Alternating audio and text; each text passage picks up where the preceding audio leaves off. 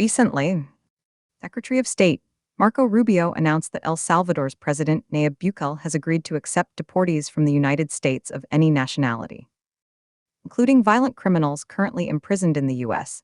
This unprecedented migratory agreement aims to assist in managing the issue of mass migration, become a growing concern for many countries around the world. What exactly are we talking about here?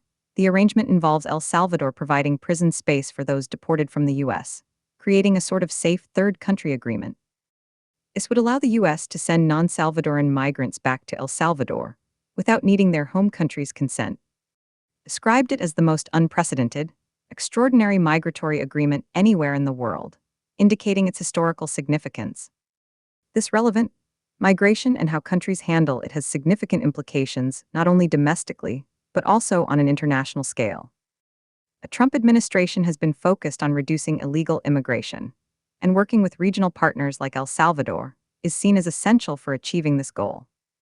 Represents a strategic shift towards greater cooperation with Central American nations to bolster immigration enforcement. Sources provide insight into this development.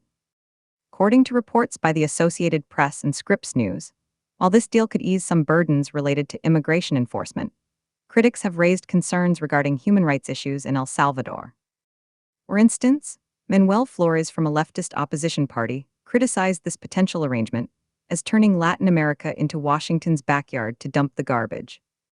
Furthermore, activists have warned about El Salvador's inconsistent treatment of asylum seekers and refugees.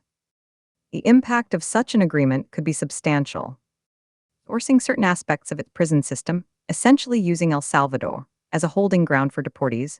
The U.S. might find it easier to manage cases involving migrants from other countries who may not have willing host nations, due to various political or social reasons.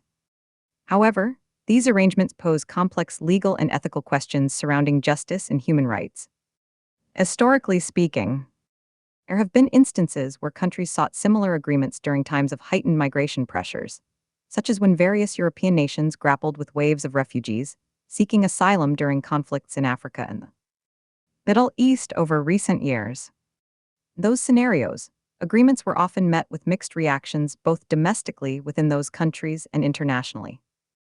Considering the bigger picture, one must acknowledge that while managing migration effectively is critical, there are nuances regarding how we approach these solutions that demand careful consideration.